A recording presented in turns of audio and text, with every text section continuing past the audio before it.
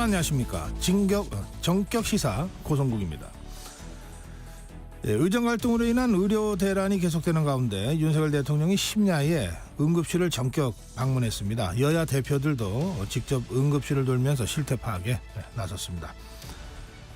그런가 하면 문재인 전 대통령 가족을 향한 검찰 수사 확대되고 있고요. 제3자 추천 방식에 해병대원 특검법 등을 둘러싼 여야 공방도 계속되고 있습니다. 숨가쁘게 전개되고 있는 이 전국 현안들, 오늘은 국민의힘 나경원 의원, 더불어민주당 김한규 의원 차례로 만나서 짚어보겠습니다. 매주 목요일 코너 진격의 경제 그리고 문화 이슈도 준비되어 있습니다. 9월 5일 목요일 전격 시사 출발합니다.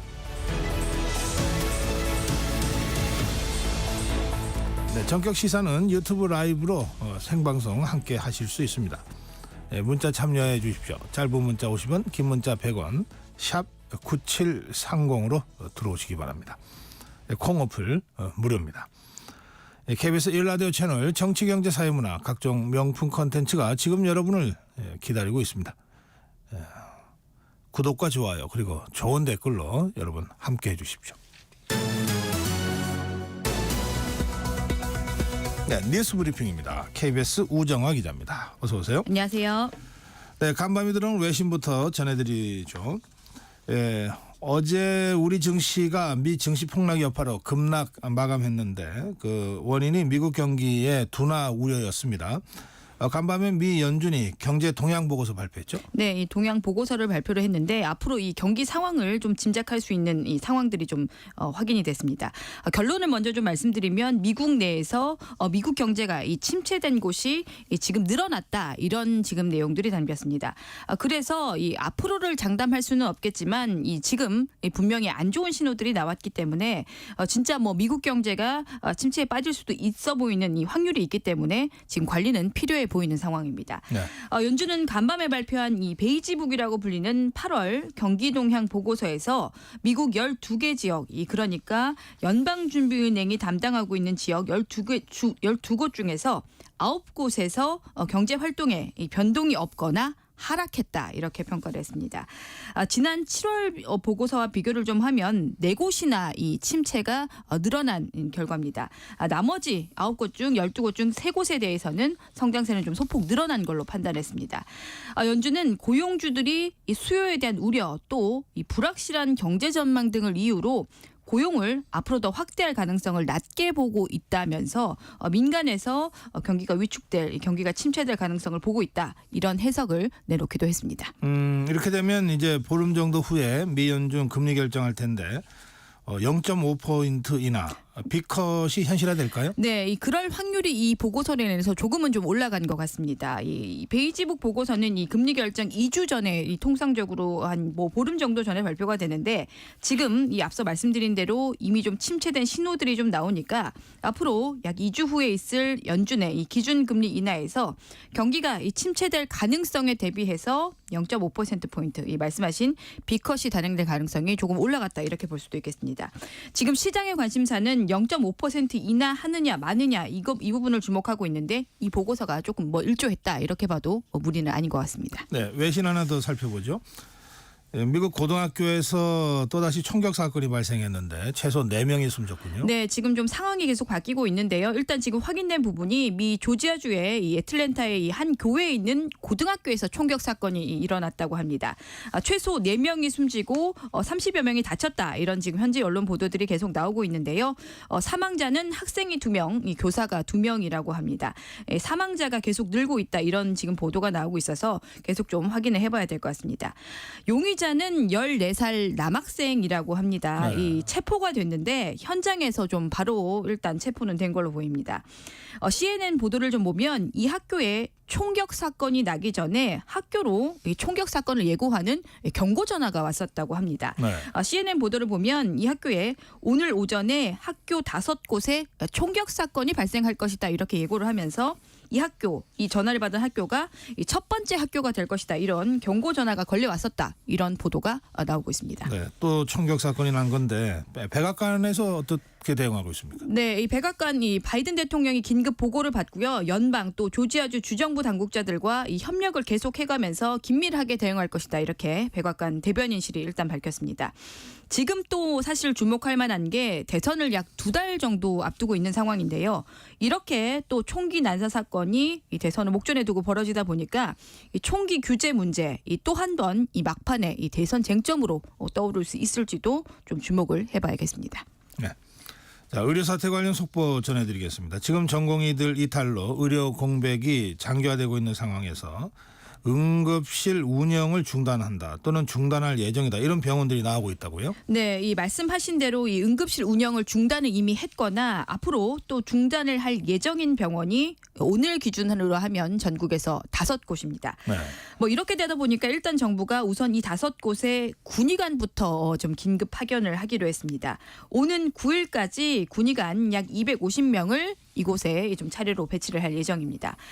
그런데 좀 지금 사실 의료 현장에서는 이 소수의 군의관만 와서는 역부족이다 이런 반응이 나오는 것도 사실인데요.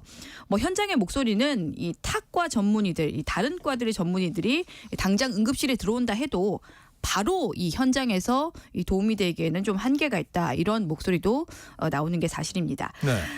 정부는 또 일단은 이런 상황이다 보니까 증상이 좀 비교적 가벼운 이 비응급 환자들을 대상으로서는 응급실 이용을 좀 자제를 해달라라고 하면서 이 분산하는 방안까지도 지금 추진을 하고 있습니다. 네. 네, 윤석열 대통령이 이 현장에서 분투하는 의료진들을 격려하기 위해서 어젯밤 응급의료센터를 방문했고. 네, 이 윤석열 대통령이 어젯밤에는 이 의정부 이 성모병원의 권역 응급의료센터를 방문해서 이 현장 의료진들을 격려했다고 대통령실이 전했습니다. 윤석열 대통령은 이 자리에서 필수 의료에 대한 지원을 좀 획기적으로 이 강화를 하겠다 이렇게 약속을 좀 확실히 했습니다. 네. 이러다 보니까 이제 정치권 일각에서 이 의료 사태 문제를 정부가 빨리 풀어야 된다. 네.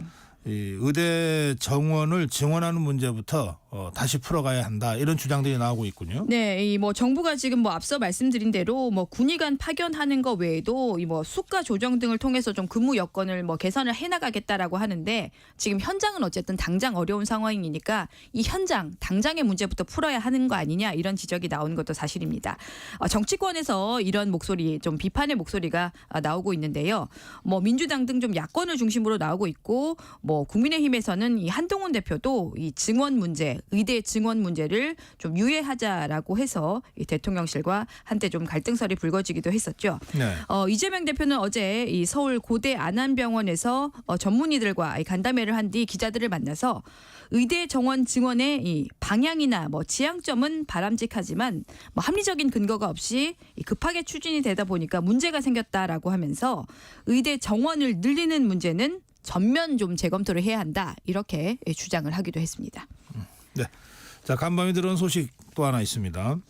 북한이 어젯밤에 이 대남 쓰레기 풍선을 또 살포했군요. 네, 뭐 이번이 벌써 뭐 저도 계속 전해드리는데 벌써 12번째입니다. 이 합동참모본부가 어제 저녁에 이 북한이 대남 쓰레기 풍선을 부양하고 있다 이렇게 발표를 했습니다. 합참은 풍향 변화에 따라서 이 대남 쓰레기 풍선이 경기 북부 지역으로 이동할 가능성이 있다라고 하면서 떨어진 풍선을 발견하면 절대로 만지셔서는 안 되고 가까운 군부대 또 경찰에 좀 신고를 해달라 이렇게 당부를 했습니다. 네. 북한이 쓰레기 풍선을 또 띄운 건 지난달 10일 이후에 25일 만인데요. 당시에는 뭐 식별된 240여 개 중에서 10여 개가 우리 지역으로 좀 날아오기도 했었습니다. 최근 정부가 가계부채가 늘어나는 걸 막기 위해서 대출 규모를 줄이는 규제를 하고 있는데요. 이렇게 되니까 일부 수요자들이 아니 대출을 이렇게 갑자기 막으면 어떡하냐 이렇게 좀 불만을 토하고 있는 상황이기도 합니다. 어제 금융감독원장이 이들을 직접 만났다고요? 네, 어제 이복현 금융감독원장이 직접 이 대출 때문에 이 곤란해진 이 실수요자들을 직접 만났습니다. 뭐 예상대로 여기저기서 좀 원성이 터져 나왔는데요. 네.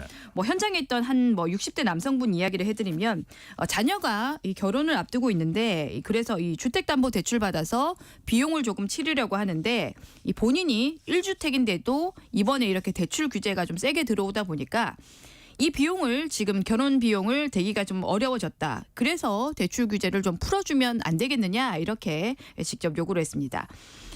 또 한 30대는 집이 없다가 이번에 이 집을 사는 계약을 했다고 하는데 당장 다음 달 말에 이 10월 말에 잔금을 치러야 하는데 갑자기 이렇게 막아버리니까 당장 이 다음 달 말에 돈을 주기가 어렵게 됐다라고 하면서 호소를 좀 했다고 합니다. 뭐 저 같은 주부 이야기들도 지금 좀 나왔다고 하는데요. 네. 아이 데리고 아무래도 뭐 은행 찾아가기 좀 어렵다 보니까 뭐 요즘에 휴대전화로 이 비대면 대출로 좀 신청을 하려고 하는데 이것도 너무 인기다 보니까 금방 마감이 되고 뭐 대출을 어떻게 받을지도 좀 모르겠다라고 하면서 불만을 터뜨렸고 현장에서 어제 또 계속 나왔던 이야기가 하루 지나고 나면 계속해서 이 금리가 조금씩 오른다. 그래서 하루 받을 때마다 이 날마다 이 금리가 달라지는 거니까 복불복이냐 뭐 이런 이야기도 좀 나왔었다고 합니다. 예, 현장의 목소리를 이렇게 들었다면 그러면 대책이 나와야죠. 네, 이 대책은 일단 뭐 이복현 금감원장은 이 대출 실수요자까지는 제약하지 않도록 세심하게 관리하겠다 이렇게 일단은 밝혔습니다. 뭐 정부가 설사 좀 늘어나는 지금 이 가계 대출을 관리하는 이 추세, 이 관리하는 이 지금 상황이 좀 늦어지게 되더라도 실수요자들을 좀 최대한 배려하겠다. 일단 이렇게는 밝혔습니다. 네. 뭐 구체적으로는 은행 대출 심사를 이번에 강화하기 전에 앞서서 대출 신청이 됐다면 예외적으로 좀 인정을 해주는 게 바람직하지 않겠느냐 이렇게 말을 하기도 했습니다. 그러면서도 지금 정부가 가계대출을 줄이겠다는 이 큰 흐름은 바꾸지 않겠다. 이런 의지를 뭐 다시 한번 좀 강조를 하기도 했습니다. 뭐 그러면서 일부 좀 인터넷에서 지금 계속 나오고 있다고 하는데 대출 절벽 아예 뭐 대출이 지금 안 나온다 뭐 이런 안 나올 수도 있다 뭐 이런 추측에 대해서는 가짜 뉴스다. 이 가짜 뉴스에 가깝다. 이렇게 좀 강조를 하기도 했습니다. 네, 오늘 여기까지 듣겠습니다. 뉴스브리핑 우정화 기자였습니다. 정격 시사 듣고 계신 지금 시각 7시 32분입니다. 전격시사 날씨 정보입니다. 9월의 문턱에서도 늦더위가 이어지고 있습니다. 오늘 중부지방에는 비가 오겠지만 비의 양이 적어서 더위를 식히지는 못하겠습니다. 오전에 수도권과 강원 영서 북부를 시작으로 오후에는 그밖에 중부지방과 제주도에 가끔 비가 내리겠는데요. 비의 양은 대부분 5에서 10mm 정도입니다. 비는 밤에 대부분 그치겠고 중부지방은 소강 상태를 보이는 곳이 있겠습니다. 아침 공기는 대부분 선선한데요. 다만 서울의 현재 기온 26.4도, 인천 25.9도로 서울과 일부 해안 지역에서는 열대야가 나타나고 있습니다. 한낮에는 서울이 29도로 어제보다 4도 정도 낮겠지만 체감 온도는 31도까지 올라 덥겠고요. 그 밖의 지역도 원주 30도, 대전과 전주 32도, 강릉 33도, 경주 34도로 동쪽 지역은 어제보다 3에서 5도가량 더 높겠습니다. 또 비가 오지 않는 강원 영동과 남부지방은 볕도 뜨겁게 내리쬐면서 자외선이 무척 강하겠습니다. 지금 서울의 기온은 26.4도입니다. 지금까지 날씨 정보의 조한일이었고요. 이어서 이 시각 교통 상황을 KBS 교통정보센터의 이현 씨가 전해드립니다.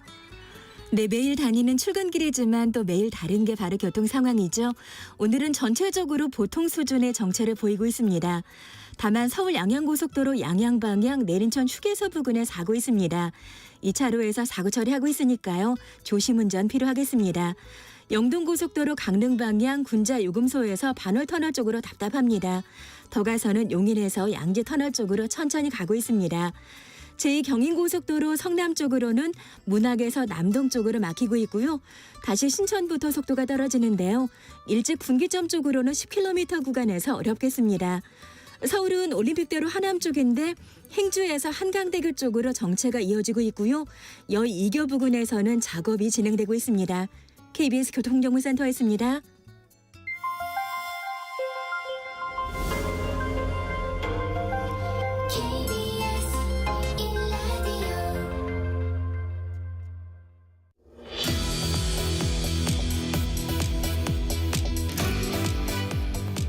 네, 전국 현안 짚어보겠습니다. 오늘 첫 번째 인터뷰 국민의힘 나경원 의원 전화로 만나보겠습니다. 의원님 안녕하십니까? 네, 안녕하세요. 네, 오랜만입니다. 네, 오랜만입니다. 네. 파리 가셨다고 들었는데 들어오셨어요? 예. 당연히 들어왔고요. 네, 파리 무슨 일로 네. 다녀오셨어요? 저 패럴림픽이 파리에서 열리고 있습니다. 제가 네. 패럴림픽 그러니까 패럴림픽 집행위원, IPC 집행위원을 예전에 4년 했었습니다. 그래서 네. 전 IPC 집행위원 자격으로 갔고요. 네. 그래서 이제 IPC에서 보통 패럴림픽 열리면 오라고 초청을 오시는데요. 뭐 초청이라 그래봤자 저희가 이제 제 돈 내고 비행기표 끊어서 가는 건데 네. 그러나 저는 굉장히 뭐 당연히 웬만하면 제가 패럴림픽 빠지지 않고 참석했고요. 네. 그래서 격려하려고 선수들 음. 응원하려고 갔는데 늘 패럴림픽 다녀오면 제가 느끼는 게 제가 응원받고 격려받고 오는 아하. 느낌입니다. 네. 예. 그래요. 뭐 메달 프리젠터가 돼서 제가 브라질 선수 메달 주기도 했는데 네. 와, 그 선수는 굉장히 팔다리가 작아지는 그런 장애를 가지신 그래서 팔은 거의 없으신데요. 네. 수영을 돌핀 수영법이라고 아하. 엄청 빠르게 수영을 하셨는데 네. 이 세리머니가 정말 멋졌습니다. 그래서 아주 유쾌한 선수라서 참 너무 저희가 힘이 나더라고요. 그 선수는. 아, 예. 예. 예, 올림픽에서는 영웅이 탄생하고 패럴림픽에는 영웅들이 출전한다. 뭐 이런 말씀도 좀 전해드리긴 했는데 예, 많은 걸 보고 느끼시고 그리고 오셨군요. 예. 네, 그렇습니다. 예, 잘 다녀오셨습니다. 자, 이 전국 현안에 대한 말씀 이제 드려야 되겠는데요. 어제 국회 교섭단체 대표 연설 더불어민주당 네. 박찬대 원내대표의 연설이 있었습니다. 어떻게 보셨습니까? 제가 이제 참 저희가 듣고 앉아 있기 참 불편하다 할 정도로 뭐 굉장히 뭐 야당 원내대표니까 정부를 합리적으로 비판하는 부분 저희도 수용을 해야 될 텐데 야당 원내대표 입에서 계속 뭐 독도를 뭐 일본에 주나 하는 이 친일몰이나 계속 하고 있고요. 네. 좀 지나치다 해도 너무 지나치다라는 생각을 가졌는데요. 결국 지금 야당이 하는 거는 뭐 다 똑같아요. 무슨 친일몰이 하는 거 하고 계엄 얘기하는 거 하고 완전히 이거는 1950년대 미국의 메카시 선풍밖에 기억이 안 날 정도로 네. 지금 그것을 연상하게 하고 있거든요. 네. 그래서 어제 정말 듣고 앉아있기 어려운 원내대표 연설이었다라는 말씀을 드립니다. 네. 그 친일몰이라고 말씀하셨는데요. 그 나경원 의원도 그 친일몰이의 대상으로 많이 야당에 의해서 공격받은 정치인 아닙니까? 뭐 20년 전부터 제가 국회 처음 들어왔을 때부터 지금 그러고 있는데요. 네. 근데 요새는 아주 조직적으로 계속해서 우리 정부를 지금 뭐 독도 조형물 설치, 조형물 뭐 문제부터 시작해서 모든 걸 지금 친일로 가고 있는데요. 네.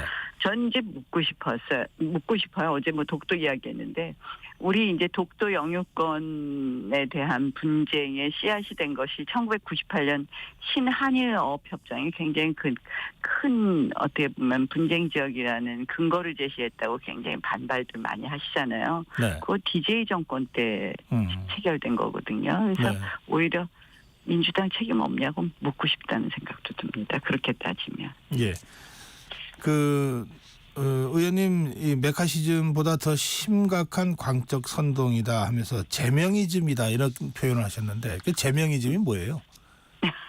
요새 먹사니즘이라고 하는데 요새 이재명 대표의 니즘 뭐 이런 거 하시는데 그게 예. 아니라 제명이즘의 본질은 먹사니즘이 아니라 결국 제명이즘은 보면 이 광적 선동, 공포 정치 네. 이런 게 제명이즘이다 이런 뜻입니다. 네. 지금 두 가지 축이잖아요. 친일몰이하고 결국 계엄 이야기. 네. 예. 그 말씀 나오셨으니까 그 계엄설 네. 국민의힘에서는 괴담이다 이렇게 지금 규정하고 있는데 이거는 어떻게 보십니까? 전 두 가지 목적이 있다고 생각을 하는데요. 하나는 이제 일종의 아까 말씀드린 광적 선동의 한 축이 있고요.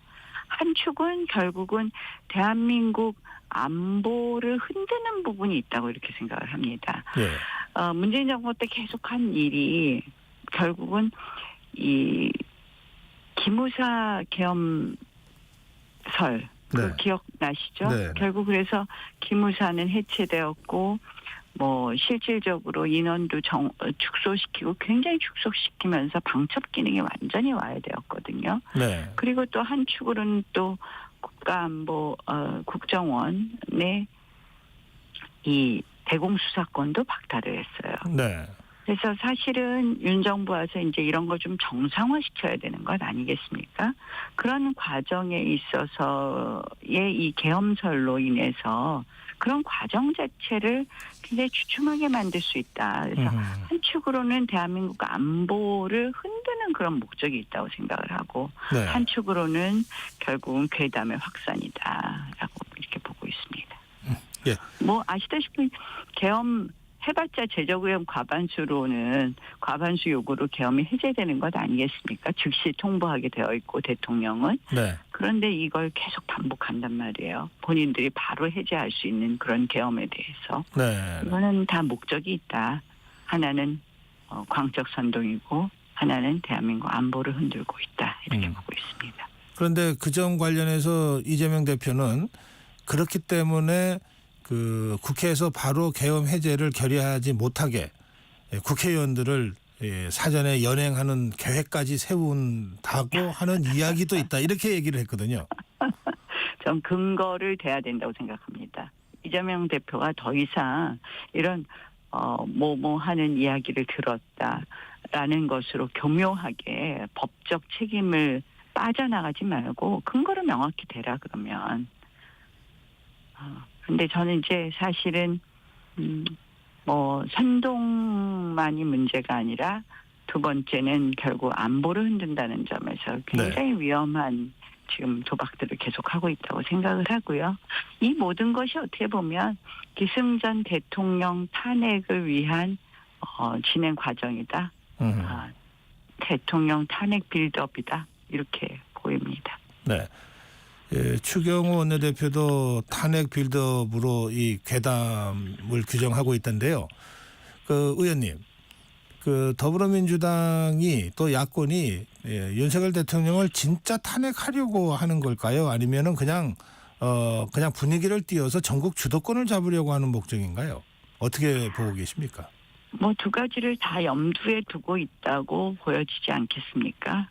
지금 지속적으로 결국 전국 주도권을 흔들다 보면 그런 걸 명분을 더 쌓아가는 과정이 될 것이고요. 네. 저는 실질적으로 굉장히 비정상적인 이 대한민국 정치를 계속 만들어가고 있는 이유가 기승전 그런 목적을 가지고 있다 이렇게 봅니다. 알겠습니다. 그 박찬대 원내대표 어제 교섭단체 대표연설 대목 그 가운데는 김건희 여사 관련된 부분도 있습니다. 이렇게 돼 있어요.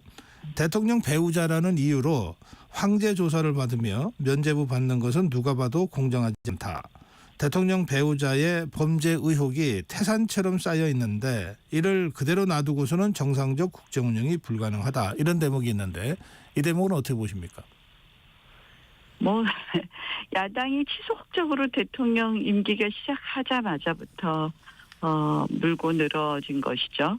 사실은 저는 우리 정부에서 잘못한 것 중에 하나가 문재인 정부에 대한 여러 가지 의혹들을 2년 동안 그대로 사실은 수사가 진행되지 않고 지지부진했던 거라고 생각을 합니다. 아하. 이제야 김정숙 여사에 관련된 사건도 조사를 한다 하고 문다혜 씨 사건도 조사를 하는데요. 저는 어떻게 보면 본인들을 가리기 위해서 계속해서 끊임없이 반복하고 반복해서 들춰내는 것 아닌가라고 생각을 하고요. 검찰도 검찰에서 이미 이제 수사도 결과도 나왔지만 수사심의위를 하죠. 이러한 부분 명명백백하게 하루빨리 정리해야 될 필요도 있다. 그래서 저는 사실 지난 2년 검찰이 한 게 없다라고 생각을 합니다. 그러니까 국민적 의혹이 있는 우리 정부에 관한 거든 문재인 정부에 관한 거든 빨리빨리 해결하고 수사하고 정리를 해줬어야 되는데요. 해야 될 수사는 하지 않았고 그동안 또 명확하게 끝내야 될 것은 또 지지부진했고 이런 부분 검찰이 제대로 하지 못한 2년이었다 이렇게 생각합니다. 네, 이 검찰이 제대로 하지 못했다면 그 윤석열 대통령이 한동훈 법무부 장관 그리고 이원석 검찰총장을 임명할 때 그래도 특수통 분야의 최고의 수사검사들의 경력을 갖고 있는 두 사람을 임명한 것 아닙니까? 그런데도 아무것도 안 했다면 이건 어떻게 봐야 됩니까? 결국 그런 점에서 법대로의 검찰, 법대로의 법무부가 아니라 정치 검찰 뭐 이렇게 보여지는 부분 아닐까 이렇게 생각을 합니다. 알겠습니다. 이 한동훈 대표가요. 지금 이 야권의 최상병 특검법 외통수에 몰린 형상이다 이런 지적이 있습니다. 제3자 추천 특검법을 주장을 했는데 결국은 야권에서 네 번째 특검법을 바로 제3자 추천을 포함시켜서 발의를 해서 그런 것인데 이 상황을 어떻게 지금 국민의힘에서는 보고 있는지요? 굉장히 아쉬운 대목이고요. 제가 전당대회 때부터 네. 이거 안 된다고 말씀드리지 않았습니까? 결국 민주당이 제3자 추천은 내놨지만 또 뭐 비토권을 준 뭐 사실은 뭐 한동훈 특검하고 꼭 같지는 않지만 형식을 그렇게 만들었거든요. 그러니까 네. 결국 뭐냐? 계속해서 이 이슈를 끌고 가게 되고 왜 받지 않느냐 이런 지금 어떻게 보면 빌미만 주게 되었어요. 근데 네. 이제 와서 공수처 수사를 보고하시겠다 이런 말씀을 하던데 네. 그게 원래 제 주장이 공수처 수사 보고하자라는 거였거든요. 예. 참 아쉬운 대목입니다. 네. 그러면 이 한동훈 대표가 지금 이 문제 관련해서는 뭐 다른 대안을 내기가 좀 어렵다 이렇게 보시는 건가요? 공수처 수사를 기다리는 지금은 거 본인으로서는 뭐 공수처 수사 보고하자는 것이 저희의 그 당시 제 입장이었고 네. 뭐 그 입장하고 똑같으신데 지금 당장 뭘 내기가 어렵겠죠. 결국은 지금 뭐 야당은 계속해서 왜 받지 않느냐 그럴 것이고 네. 우리로서는 비토권이 있으니까 똑같은 거 아니다 이런 이야기 할 텐데요. 네. 그러니까 괜히 불필요한 논란이 계속되게 된 것이죠. 예. 그 한동훈 대표가 지금 한 달이 좀 지났잖아요. 조금 이릅니까? 아니면 전대에 경쟁했던 입장에서 조금 뭐 그렇습니까? 평가가 가능할까요? 이제 새로운 출발인데 저는 뭐 또 당의 중진이고 당연히 이렇게 좀 잘 할 수 있도록 우리가 옆에서 지원하는 것이 저의 책무라고 생각을 하기 때문에요. 평가를 하는 거는 적절하지 않다 이렇게 봅니다. 그러면 어떤 형태로 지원할 계획이세요? 뭐 기회가 되면 의견을 드리는 방법이 있겠죠. 네. 알겠습니다. 그 어제가 더불어민주당 박찬대 원내대표의 교섭단체 대표 연설이었고 오늘이 국민의힘 추경호 교섭단체 대표 연설이 예정됐잖아요. 네. 예. 오늘 연설에서는 어떤 내용들이 좀 당겼으면 좋겠다 이런 생각 갖고 계신지요? 예, 결국 우리가 항상 저도 교섭단체 대표 연설을 여러 번 해봤는데 네. 참 어렵더라고요. 결국 국민이 듣고 싶은 것에 대한 이야기를 해야 되는데 야당 교섭단체 대표 연설보다 아마 더 어려운 게 여당 원내대표 교섭단체 아하. 대표 연설이라고 생각을 합니다. 네. 그래서 실질적으로 이 국민들이 지금 가려워하시는 거 어려운 것에 좀 답을 드릴 수 있는 원내대표가 연설이 되어야 되는데 지금 굉장히 우리가 꽉 막혀서 풀기 어려운 숙제들이 많이 있지 않습니까? 네. 그래서 속 시원한 답을 주기 어려울 것 같이 보이고 그런 부분 아마 고민이 많을 것이다 이렇게 생각합니다. 네. 그 내용은 아무래도 뭐 최근 민생 문제 특히 추석 앞두고 물가 문제에 관한 이야기가 있을 것이고 또 집값 문제 그다음에는 집값 문제와 관련된 뭐 여러 가지 금리부터 시작해서 그런 문제가 있을 것이고요. 네. 또 지금 이제 풀리지 않는 의정 갈등 문제 이런 것들이 되지 않겠습니까? 예. 그 의원님 원내대표로 교섭단체 대표 연설을 여러 번 하셨는데 그 중에서 그 문재인 대통령을 김정은의 수석 대변인 같다라고 한 외신을 인용해서 연설한 부분이 굉장히 그 당시에 그 논란이 되지 않았습니까? 네. 예. 그래서 한 정치인의 국회 연설이 이 정도로 국민적인 반향을 불러일으킨 적이 별로 없었다. 제가 그렇게 논평한 기억도 나는데. 예. 그때 뭐 여당이 강력하게 반발을 했었죠. 제가 예. 외신을 인용했었는데. 네. 근데 뭐 말씀대로 사실은 문재인 정권 때 북한에 대해서 사실은 그렇게 유화적인 입장을 취하고 뭐 바로 모든 것이 해결될 것 같았지만 북한의 핵 능력은 아주 예. 완전히 이제는 뭐 핵 보유 국가라고 사실상 인정될 수밖에 없는 수준에 그래요. 이르지 않았느냐 이런 정도까지 이르렀으니까 참 가슴 아픈 일이죠. 예. 네. 결국 뭐 돌아온 거는 개성공단의 뭐 남북 연락사무소 폭파라든지 예. 이런 일로 이어진 걸 보면 참 그 문재인 대통령의 그 남북 관계에 대한 시각 또 그동안의 정책은 저희가 지난 5년 정말 그 가장 비판해야 될 대목 중에 하나였다라고 생각합니다. 예, 조금 전에 그 응급실 위기, 의료 사태에 대한 말씀을 잠깐 하셨는데, 저 의원님 지역구에도 그 대학병원이 있잖아요. 네, 예. 네, 혹시 응급실 한번 더 현장 나가 보셨는지요? 아직 못 가봤습니다. 중대병원 응급실은. 예, 그게 저 중앙대병원이요. 예. 네, 예. 지금 뭐 직접 못 가보셔도 계속 상황은 체크하고 계실 텐데 이거 어떻게 해결해야 된다고 생각하십니까? 이제 이 뭐 결국 이 의료개혁에 대한 저는 진단은 굉장히 정부가 잘했다고 생각을 합니다. 필수의료, 뭐 지방의료, 응급의료의 붕괴에 대한 진단은 잘했고 다만 이제 해법이라든지 그 속도 부분에 있어서는 우리가 조금 조정돼야 될 부분도 있었던 것은 사실이라고 생각을 하는데요. 네. 근데 이제 지금 보면은 어쨌든 이 개혁의 방향은 맞고 궁극적인 뭐 해법도 틀리지는 않았는데 이 갈등이잖아요. 모든 것이 어떤 우리 정책을 실행하는 데는 갈등이 있을 수밖에 없습니다. 근데 네. 이 갈등을 이 조정하고 해결해야 될 것이 책임 있는 부처의 장인데 네. 결국 이것을 실행하는 부처의 장인들인데 이러한 부분을 조정하고 해결하기보다는 굉장히 순간순간 잘못된 발언 등으로 갈등을 더 증폭시킨 부분도 상당히 있습니다. 그래서 저는 이 책임 부처의 장들은 물러나야 되지 않느냐. 그 이유는 그 이미 갈등을 조정하고 해결할 신뢰관계가 완전히 깨어졌다고 봅니다. 아하, 예. 그러면 신뢰관계가 깨어져 있는데 이건 어쨌든 갈등을 조정해야 되는 거거든요. 네.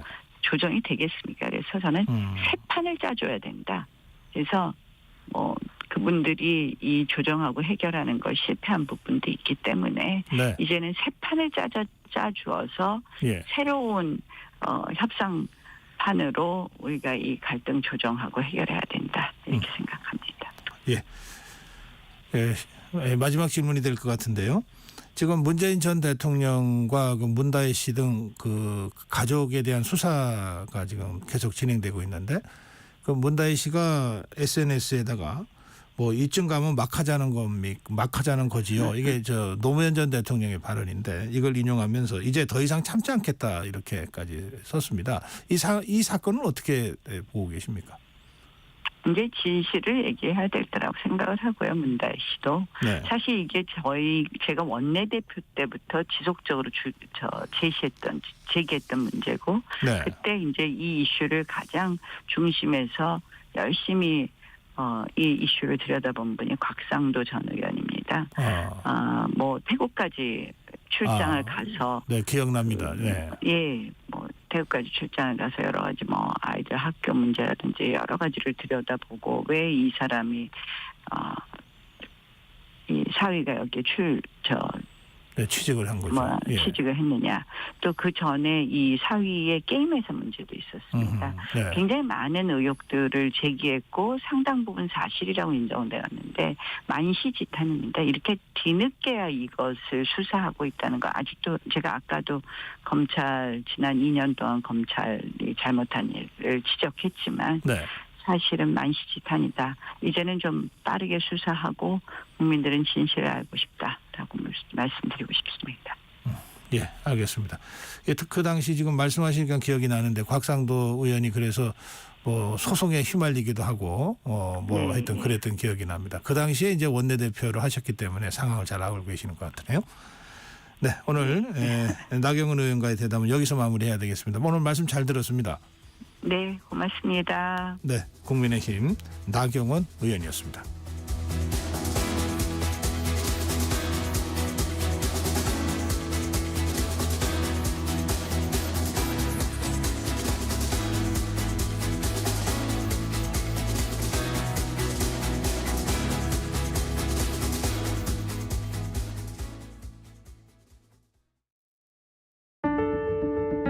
KBS 라디오 기후위기 대응 캠페인 지구를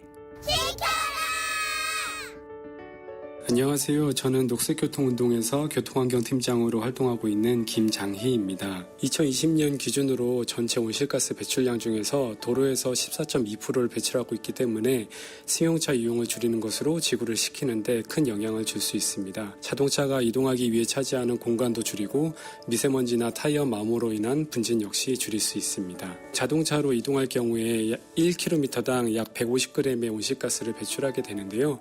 10km로 따지면 1.5kg를 배출하는 거죠. 이거를 대중교통을 이용하면 500g 정도로 확실히 줄일 수 있습니다. 일단 매일 대중교통으로 출퇴근하고 있고요. 시장을 가거나 가까운 업무는 자전거를 타고 이동하면서 하고 있습니다. 장바구니랑 긴 물병을 가방에 늘 가지고 다니면서 부득이하게 비닐봉지나 일회용 컵을 사용하는 일이 없게 하고 있습니다. 그 짐을 가지고 다니는 게 가방이 무겁긴 하지만 제가 가지고 다니던 장바구니나 다회용 컵을 사용하면서 지금 제가 지구를 식히는데 일부분 이바지하고 있다는 것에 대해서 뿌듯하게 생각하고 있습니다. 저는 사람들이 환경을 지키기 위해 많이 노력하고 있다고 생각해요. 하지만 기후위기란 게 개인에게는 너무나 큰 문제처럼 보여서 나의 노력이 무의미하게 보일 수도 있다고 생각되고요. 하지만 한 사람이 꾸준히 노력하고 그 노력하는 사람들이 모두가 될 때에는 기후위기를 막고 지구를 식히는 일이 충분히 해볼 만한 일로 느껴지실 거라고 생각이 들어요. 포기하지 말고 끝까지 함께 해주세요.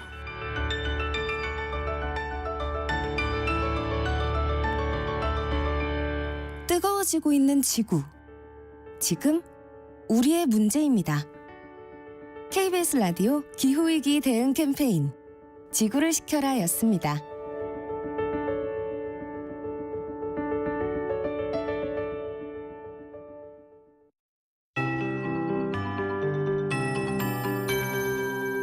KBS 58분 날씨.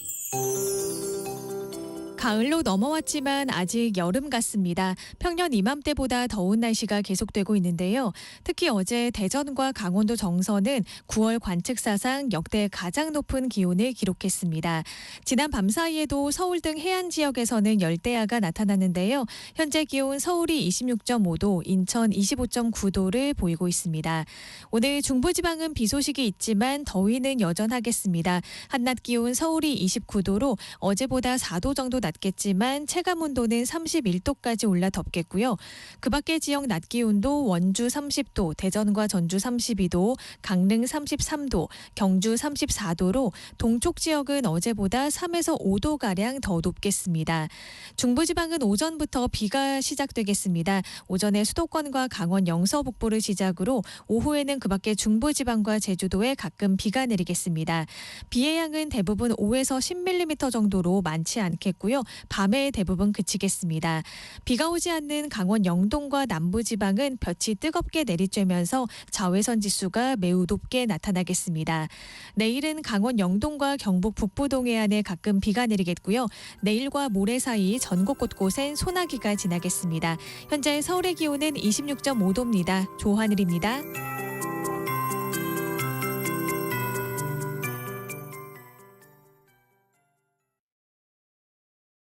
정성을 다하는 국민의 방송 KBS가 8시를 알려드립니다.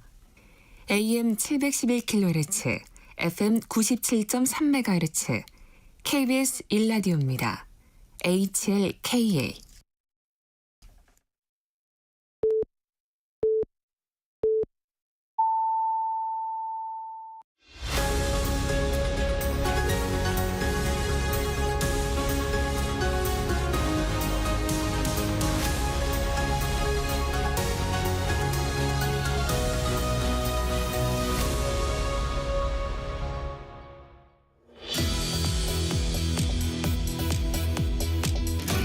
네, 정치 현안 짚어보는 두 번째 초대 손님은 더불어민주당 김한규 의원입니다.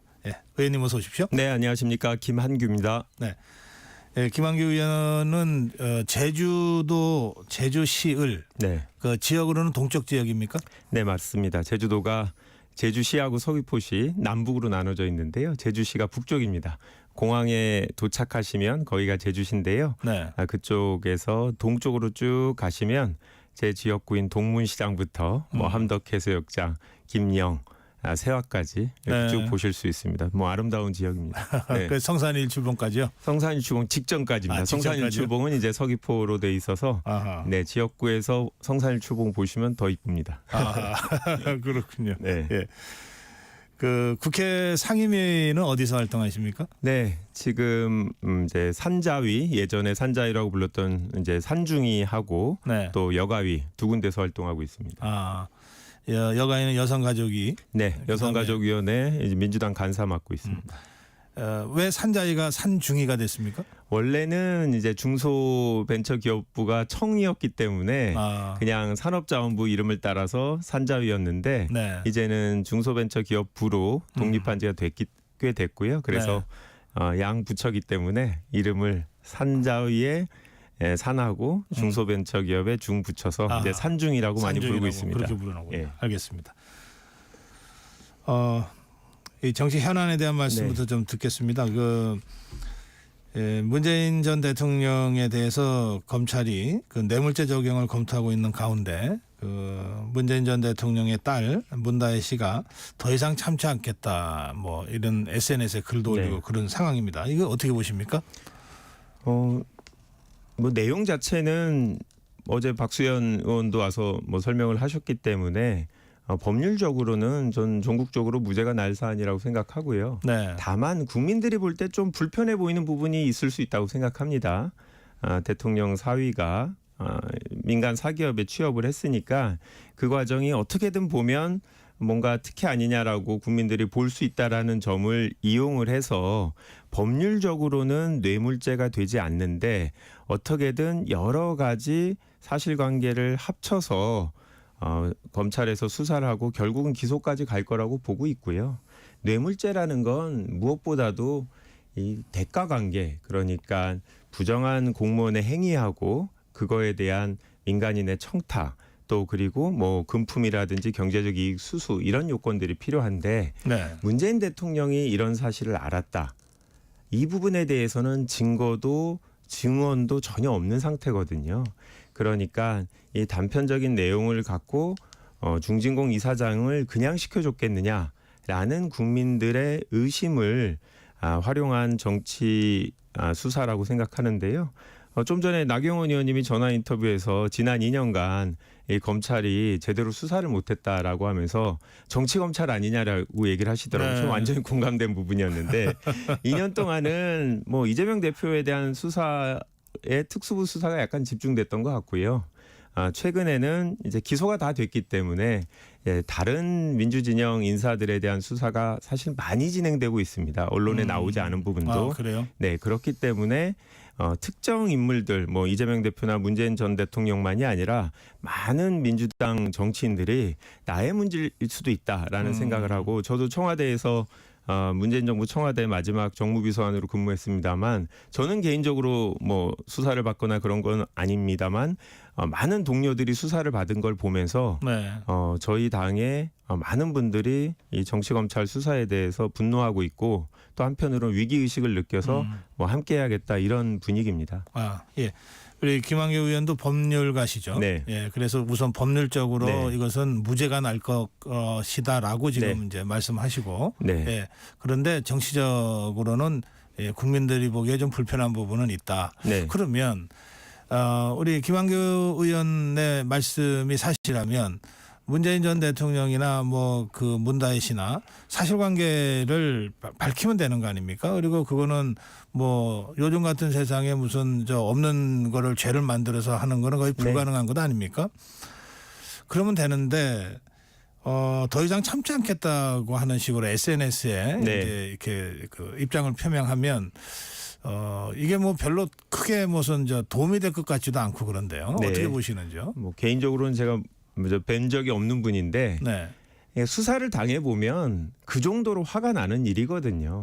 사실 말씀하신 대로 그냥 정치적인 판단이나 뭐 사법적인 대응 측면에서 뭐 도움이 되는 행위는 아니겠죠. 그런데 당사자들로서는 이런 정치 검찰의 수사에 대해서 이만큼 분노가 있다라는 게 이제 표출된 것 같고요. 네. 당사자들이 항상 수사를 받을 때 먼저 나와서 사실관계를 쭉 뭐 얘기하는 건 되게 이례적인 일이죠. 예. 중요한 부분에 대해서는 윤건영 의원이 사실관계를 많이 알고 있기 때문에 대리인과 같은 역할로 사실상 언론에서 인터뷰를 많이 하고 있는 편이고요. 수사가 결국 진행될 거기 때문에 수사 단계에서 그거는 네. 뭐 충분히 설명하실 거고 뭐 수사가 부당하다고 생각하지만 그렇다고 피할 생각은 없으신 걸로 알고 있습니다. 예. 네. 그 37명의 더불어민주당 의원들이 네. 이제 윤건영 의원이 대표격으로 네. 해서 기자회견다고 했잖아요. 네. 그러면 우리 김한규 의원도 그 중에 한 분이신가요? 네, 맞습니다. 아, 예. 그럼 이 상황을 보면 문재인 전 대통령에 대한 검찰의 어떤 형태로든 좀 직접 수사가 불가피한 상황으로 네. 보십니까? 불가피하다는 건 이제 검찰이 만들어낸 상황이고요. 네. 검찰이 그럴 거라고 봅니다. 왜냐하면 압수수색할 때 혐의 사실이 드러나게 돼 있거든요. 그래서 압수수색 현장에서 상대방한테 보여주게 되는데 그 영장에 보면 피의자 문재인이라고 돼 있어서 네. 결국 검찰이 피의자로 입건한 이상 당연히 조사를 한다라는 게 검찰의 뭐 수사 관행이고 또 지금 이 사건의 검찰의 입장이라고 봅니다. 아하. 예. 노무현 전 대통령 때도 결국 봉화마을도 압수수색까지 다 했었거든요.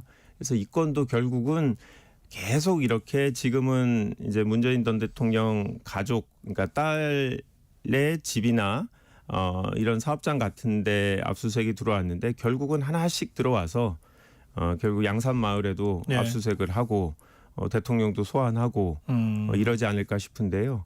근데 재판이라는 게 형사사건도 사실 빨리 끝나야 되는데 사실은 상당히 오래 걸립니다. 유죄를 받건 무죄를 받건 몇 네. 년이 걸리는데 이 사건은 결국 윤석열 정권 2027년 임기가 끝나고 나서야 법원의 최종 판결이 기소를 하더라도 나올 거기 때문에 결국 그에 대해서 지금 이번 정권이나 이번 정권의 검찰이 누구도 책임지지 않을 수사다. 저는 그렇게 비판하고 있습니다. 알겠습니다. 이 검찰이 압수수색 영장에 피의자라고 이렇게 적시를 하면 검찰 입장에서는 수사를 안 할 수가 없는 그런 상황인 건가요? 검찰 그러니까 피의자라고 적시해 놓고 수사를 안 하는 경우가 그런 경우는 있습니까? 없죠. 그런 경우는 결국 없죠. 피의자가 된 이상 판단을 해야 되죠. 무혐의든 네. 기소든 둘 중에 하나로 가게 되는 겁니다. 네. 네. 근데 경우에 따라서는 피의자가 되고도 무혐의로 끝나는 경우도 있습니다. 저희 아하. 민주당의 이제 양부남 의원 같은 경우엔 고검장 출신인데 이번 정권에서 구속영장을 3번이나 신청을 당했고 압수수색에도 여러 번 당했는데 최근에 무혐의로 끝났습니다. 아하, 예. 그렇기 때문에 국민 여러분들께서 압수수색 당하면 큰 죄가 있는 거 아니냐라고 생각하시는 오해하시는 분들이 있는데 검찰의 판단 저는 결국은 기소하려고 하는 거라고 보입니다만 네. 가능하면 수사 과정에서 객관적 진실을 확인해서 검찰의 합리적인 판단 해주시기를 기대해 보고 있습니다. 예. 자, 어제 박찬대 더불어민주당 원내대표 연설이 있었습니다. 네. 어떻게 보셨습니까? 그냥 야당 원내대표 연설이죠. 예. 여당과 야당의 역할이 냉정하게 네. 다르죠. 국회에서 저희가 다수당입니다만 다수당 마음대로 할 수 없는 구조죠. 우리나라에서. 왜냐하면 대통령의 거부권도 있고 그래서 현실적으로 야당 의원들의 분노가 사실 있어요. 우리가 총선에서 승리하고 우리가 꿈꿔왔던 많은 일을 할 수 있겠지 생각했는데 네. 사실은 여당과 합의가 안 되면 결국은 최종적으로 통과 못하는 상황이라 이런 야당의 분노가 박찬대 원내대표의 연설로 드러났다고 생각하고요. 네. 그래도 예전에 여당 이번 정권의 당대표의 경우에도 교섭단체 대표 연설 내내 이재명 대표 비판만 하시던 분도 있거든요. 그거는 이제 여당의 연설은 아니라고 생각하는데 어제는 물론 이제 대통령을 지지하는 분들이 들어보면 불편한 부분이 많았을 거라고 생각합니다. 네. 하지만 그거는 야당으로서 대통령의 행위에 대해서 저희가 문제 있다고 생각하는 건 비판할 수 있는 가장 좋은 언론의 관심을 가장 받는 자리이기 때문에 어떻게 보면 지난 2년 반 동안의 대통령에 대한 국정 운영에 대한 민주당의 평가 그중에도 상당히 강한 평가였던 건 사실이다라고 네. 봅니다. 알겠습니다. 네, 지금 정치권의 뜨거운 현안 중에 하나가 이제 계엄설 관련된 네. 논란 아닙니까? 그런데 어제 박찬대 원내대표의 교섭단체 대표 연설에는 계엄설 얘기는 없었습니다. 네. 그렇다고 해서 이 더불어민주당 차원에서 계엄설 얘기를 완전히 걷어들인 것 같지는 않고요. 네. 이 문제는 저 의원님 어떻게 보시는지요? 사실 이게 저와 같은 이제 국방 관련 업무를 하지 않는 의원들한테는 정보가 제대로 제공되지 않아서 네. 당에서 어떤 근거와 제보를 갖고 있는지는 사실 지도부가 아니고서는 잘 모르고 있는 상황입니다. 근데 제 개인적으로는 계엄에 대해서 명확한 증거가 있다라고 하면 벌써 수사 고발을 했겠죠. 저희도. 네. 제가 봤을 땐 군 인사 지금 김용현 국방부 장관 후보자를 포함해서 여러 군 내부 인사들의 상황을 보면 계엄을 할 수도 있는 구조다.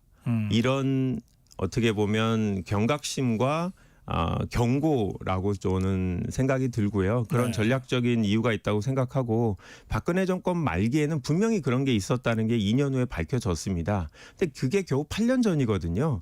저도 당연히 계엄은 말도 안 되는 상황이다. 지금 이 시점에 2024년에 생각하지만 8년 전에도 저는 동일한 생각을 했는데 2년 후에 그런 일을 발생하는 걸 보고 누구든 그런 만약의 상황을 염두에 두는 행보가 있을 수도 있어서 네. 그거에 대한 엄중한 경고 그런 일이 절대 있을 수 없도록 선제적으로 경고하는 게 지도부의 생각이 아닌가 저는 그렇게 보고 있습니다. 근데 지도부는 뭔가 이제 좀 단편적인 제보들이 여러 개 있는 거라고 저는 알고 있는데 아직 당내에서도 공개적으로 공개적으로 의원들한테 제공되지는 않은 상황입니다. 예, 알겠습니다. 지금 의료 대란에 대해서 의료 사태에 대해서 우리 국민들이 모두가 다 걱정하고 있습니다. 그리고 이게 언제 자기 일이 될지도 모르기 때문에 특히 이제 추석 연휴가 다가오고 있어서 이런 상태에서 어제 그 대통령이 직접 응급실을 현장을 점검하기도 하고 그랬습니다. 이 상황에 대해서는 우리 김한규 의원 어떻게 보고 계시는지요? 대통령이 현장에 가신 건 잘한 거죠. 그런데 지금 문제는 응급실 의사의 처우나 숙가 이런 문제는 아닙니다. 의료 현장 전체의 문제이기 때문에 그분들한테 대우를 잘 해준다고 해서 지금 이 파업 문제가 해결되는 건 아니잖아요. 의료 대란 문제가. 저희 개인적으로 아버님 일 때문에 네. 이제 응급실 상황에 대해서는 제가 직접 경험을 해봤었는데. 최근에요? 예, 예. 제가 다른 방송에도 얘기했는데 한 2달 전에 응급실 가셨고 결국은 이제 얼마 전에 돌아가셨는데. 예. 응급실에서 지금 심폐소생을 하는 정도가 아니면 응급 환자가 아니다라고 얘기하잖아요. 그런데 심폐소생을 하지 않아도 응급한 사람은 많습니다. 그리고 대통령이 가보시면 아마 평온해 보일 거예요. 병원 자체가. 실제로 평온합니다. 왜? 많은 환자가 응급실 안으로 들어오질 못합니다. 의사가 적기 때문에 들어봤자 치료를 못해서 못 들어오게 합니다. 제가 실제로 그걸 경험했던 거고 예. 응급차가 응급실 앞에 여러 대가 대기하고 있는데 안 받아주기 때문에 계속 거기서 어디 갈 데가 있는지 전화하고 받아주는 데가 없지만 일단 가보고 응급차 기사들끼리 어디가 지금 상황이 났냐 그나마 좀 받아주냐 이런 상황이거든요. 병원에 가보면 환자도 적습니다. 왜?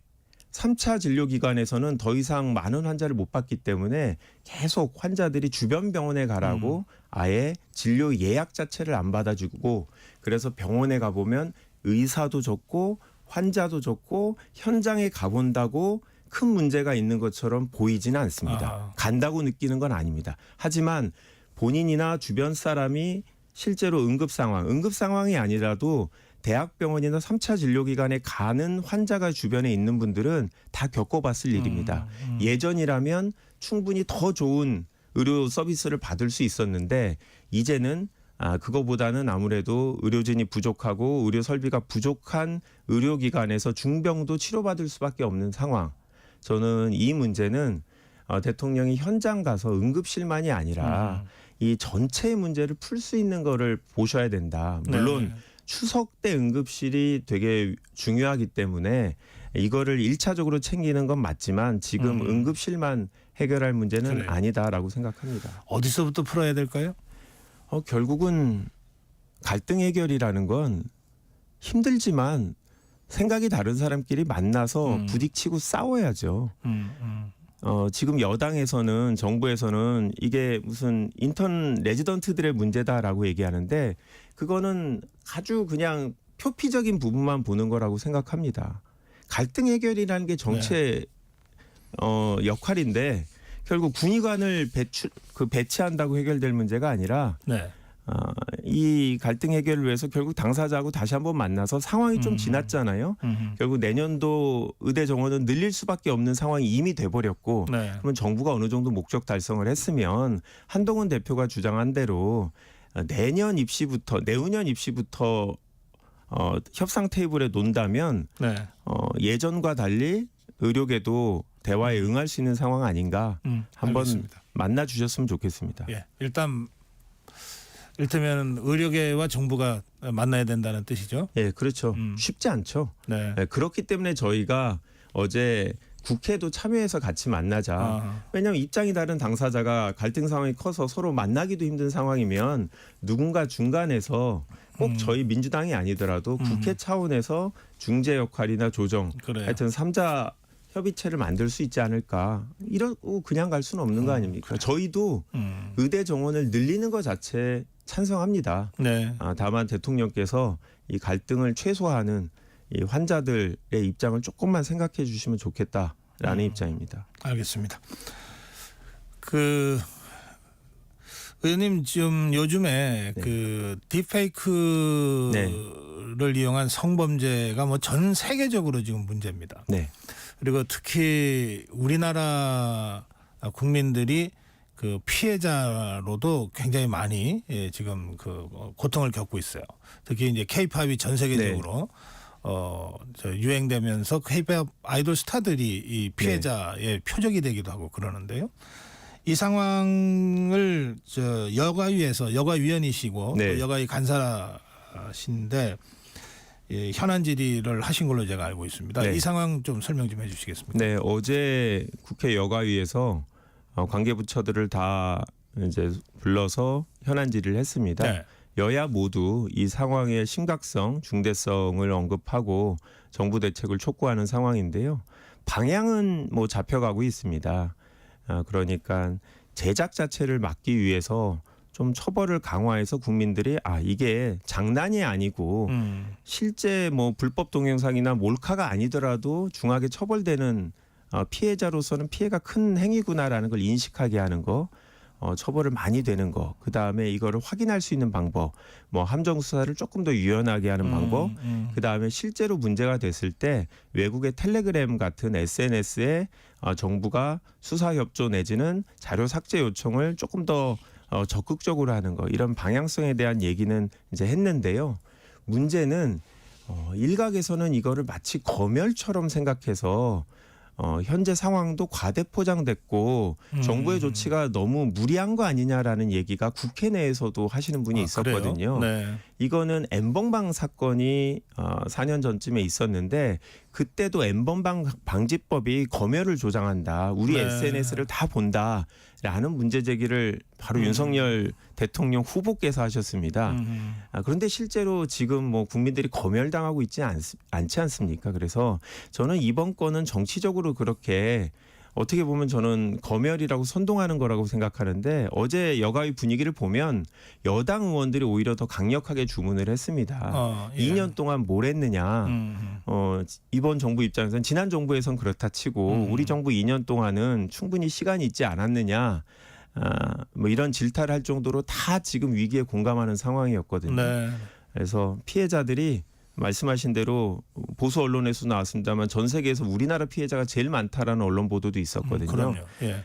지금 많은 분들이 뭐 저도 피해자가 될 수 있는 거죠. 공인이니까. 네. 그래서 신속하게 국회에서 입법 조치 정기국회 내 하도록 여야가 합의가 된 상태입니다. 예. 뭐 사실은 이 정쟁 이른바 이게 이런 분류 자체가 전 적절치 않다고 생각하지만 네. 어쨌든 정쟁 법안과 민생 법안이라고 보통 분류가 되니까 네. 그러면 이 딥페이크 성범죄 특히 성범죄의 그 피해는 평생 갈 수도 있잖아요. 맞습니다. 그러니까 이런 것을 원천적으로 차단하기 위한 법제도 정비 네. 이런 거야말로 정말 시급한 민생 현안이라고 보거든요. 네. 그리고 크게 지금 말씀하신 대로 여야 간 뭐 큰 이견이 있는 것 같지도 않고 그다음에 이런 문제들이 좀 아주 좀 속도 빠르게 좀 진전이 됐으면 좋겠습니다. 네, 국민들이 보시기엔 맨날 이제 국회가 싸우기만 하죠. 사실 싸우기도 합니다. 왜냐하면 생각이 다르니까. 그런데 물밑에서 잘 보이지 않는 데서는 그래도 여야가 공감대를 갖고 하는 일들이 꽤 있다라는 말씀드립니다. 특히 여가의 간사를 맡고 계시니까 이 점 좀 계속 좀 팔로우업 잘 해주시면 좋겠습니다. 노력하겠습니다. 최선을 다하겠습니다. 오늘 말씀 잘 들었습니다. 네, 고맙습니다. 감사합니다. 예, 더불어민주당 김한규 의원이었습니다.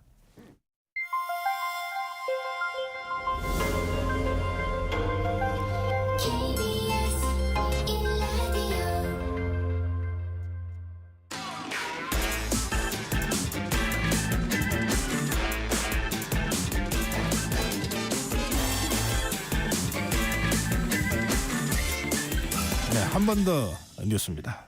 한국경제신문 최영정 기자와 함께하겠습니다. 최 기자 어서 오세요. 예, 안녕하세요. 네, 국민연금 보험료 이거 정부 안이 나왔죠. 그렇습니다. 네, 일단 핵심은 국민연금 보험료율을 현재 9%에서 13%로 인상을 하고요. 이 소득 대비 연금 수령액 비율이라고 불리는 소득 대체율 있습니다. 40%에서 42%로 높이는, 그러니까 소위 말해서 더 내고 더 받는 연금 개혁안이 나온 건데요. 내는 돈인 보험료율은 1996년 이후 26년간 유지해 왔는데 이제 단계적으로 인상하게 되는 거고요. 이 받는 돈 비율인 소득 대체율은 2007년에 60%였는데 2028년까지는 40%로 단계적으로 낮아지던 중이었거든요. 네. 근데 이제 올해는 소득 대체율인 42% 여기서 이제 인하를 중단하게 된 겁니다. 네. 지금 이제 정부 안이니까 이게 곧바로 확정되는 건 아니고 이제 국회 논의를 거쳐야 되겠죠. 그런데 이번에 발표된 정부안 한 20여 년 만에 정부안이 나온 건데 그렇죠. 그중에 여러 가지 좀 주목되는 대목이 있습니다. 자동 조정 장치가 도입된다 이건데 이건 뭐예요? 이 이제 상황 변화에 연동해서 자동으로 연금액을 좀 조절하는 제도인데요. 네. 그러니까 어디에 연동하느냐에 따라 좀 효과 차이가 나긴 하는데 일단 정부가 2036년부터 도입하겠다고 예고를 했습니다. 직전 3년치 평균 가입자 수 변화 그리고 이 기대 여명 증감률에 이걸 연계하는 안을 제시를 한 거예요.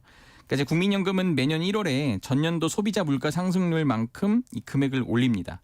근데 이제 만약 이게 3%이고 기대 여명 증가율이 0.3% 그리고 가입자 감소율이 0.5% 만약에 이렇게 보면은 국민연금액을 이제 2.2%만 올리는 방식이에요. 그러니까 연금 상승률을 낮추는 것이지 절대적인 연금 액수를 깎는 것은 아니거든요. 근데 그렇다고 해도 이제 상승분을 낮추니까 결과적으로는 연금 삭감으로 좀 받아들일 수 있는 대목이 있어요. 그러니까 정부 입장에서는 연금 지출이 절감돼서 연금 재정 안정 효과를 기대할 수 있는데 역대 정부에서 연금 개혁 논의가 됐지만 이 가입자만이 아니라 수급자까지 좀 개혁의 부담을 나눠지자 이렇게 한 건 이런 같은 구조 개혁을 제시한 건 이번이 처음이거든요. 이를 통해서 현재 2056년으로 예상되는 기금 고갈 시점을 2088년까지 최대 32년을 늦추겠다 이런 계획입니다. 네. 이게 이제 자동 조정 장치. 예. 세대 간 보험료율 인상에도 좀 차등이 있죠. 그렇습니다. 이 전체 보험료율 인상폭이 이제 4% 포인트인데요.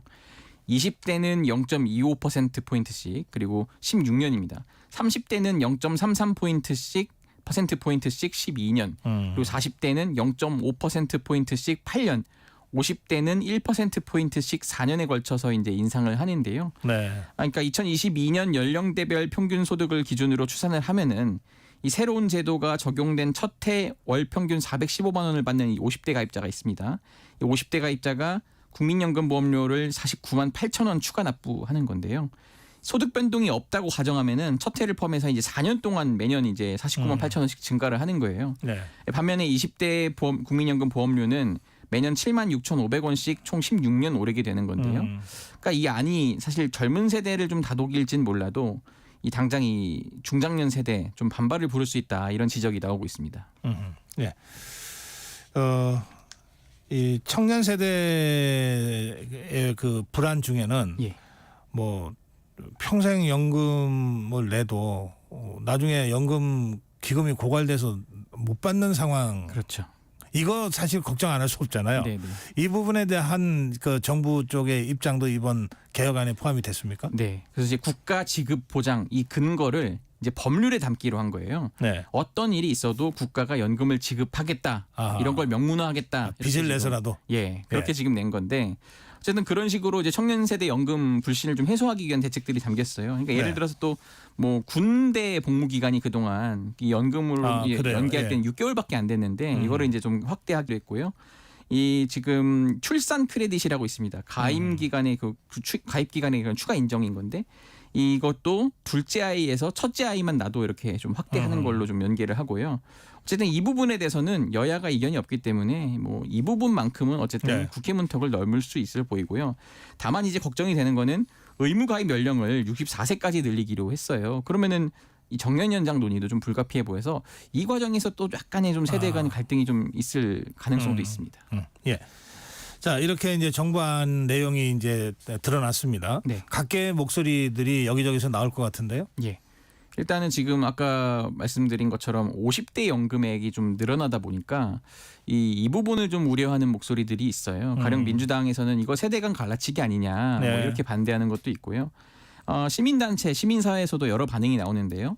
참여연대 같은 경우는 사회 갈등을 부추기고 세대 간 갈라치기를 통해서 분열만을 조장할 것이다 이렇게 좀 지적을 했는데 반면에 이제 연금 관련 시민단체죠. 내가 만드는 복지국가는 논평에서 이 보험료율 13%, 소득 대체율 40%는 적절하다 뭐 이렇게 했습니다. 다만 이제 노후소득 보장 대책이 여전히 좀 빈약해서 이 부분이 좀 보완이 필요하다 이렇게 강조를 했습니다. 네, 이런저런 사회각계 얘기들이 나와주는 건 전 좋다고 보거든요. 예. 왜냐하면 결국은 국회에서 이 논의들이 다 수렴이 돼서 그렇죠. 입법이 돼야 되는 거 아닙니까? 예, 예.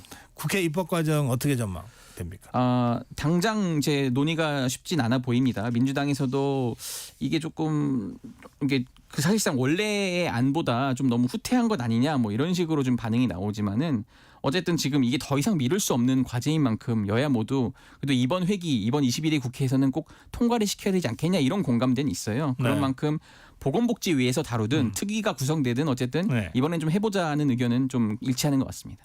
이번에는 좀 해보자. 예. 여기까지 들어야 되겠네요. 예, 한 번 더 뉴스 오늘 한국경제신문 최영창 기자였습니다. 감사합니다.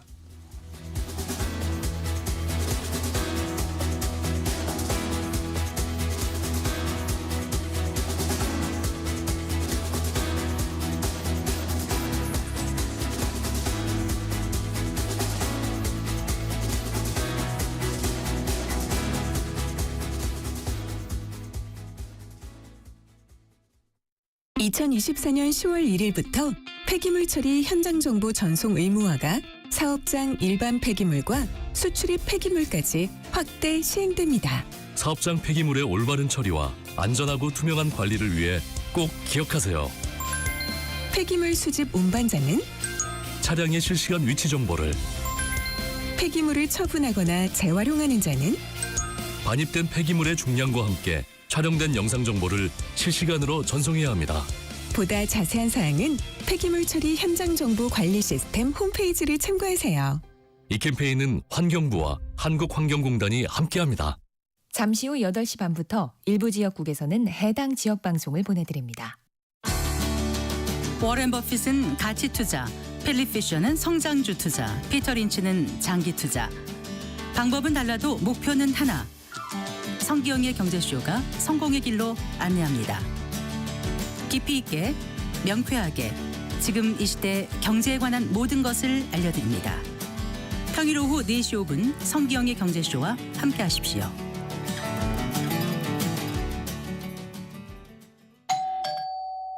편지 왔습니다.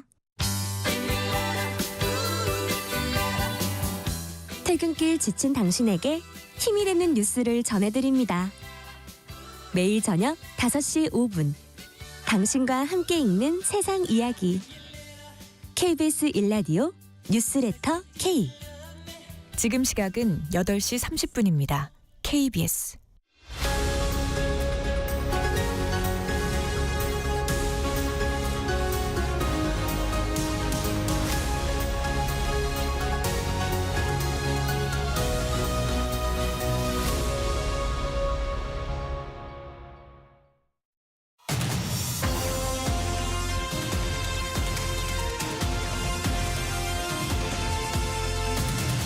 네, 매주 목요일 경제를 향해 다가가는 진격의 경제입니다. 예, 오늘 진격의 경제 시간에 다뤄야 될 주제는 이 부동산 문제인데요.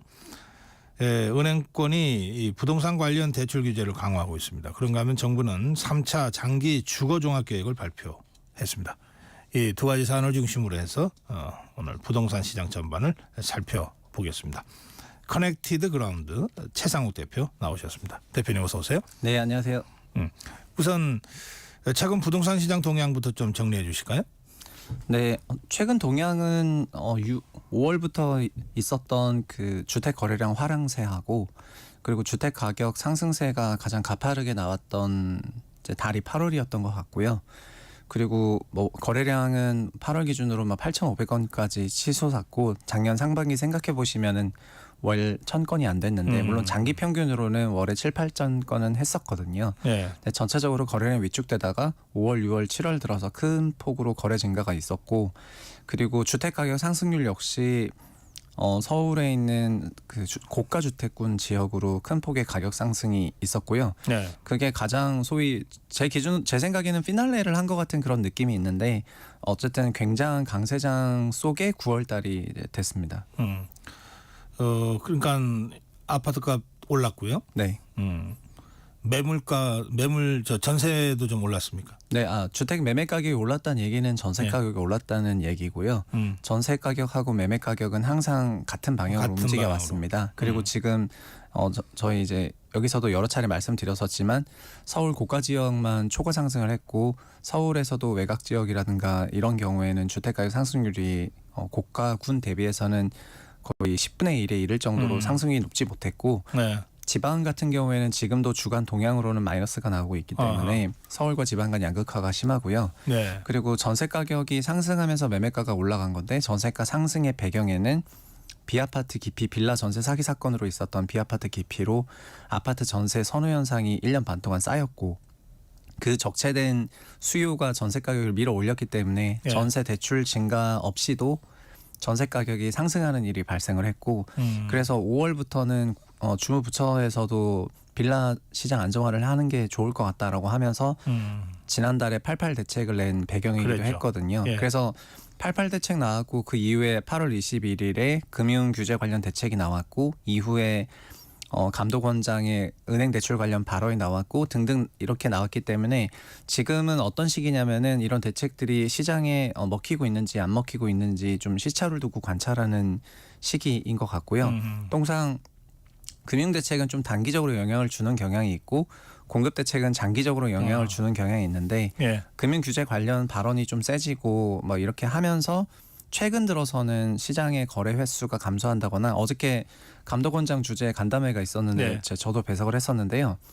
거기서도 이제 은행 창구 담당자들이 오셔서 직접 발언하셨거든요. 네. 8월 달에는 대출 창구가 붐빌 정도로 엄청나게 많은 인원이 왔었지만 9월 들어서부터는 이제 열기가 다 식었는지 너무 현저한 감소가 있었다. 예. 이렇게 얘기를 했고 그래서 제 개인적으로도 8월에 약간 피날레가 있었던 그런 느낌이고 9월부터는 시장이 좀 차분해지고 있지 않나 그렇게 보고 있습니다. 그렇군요.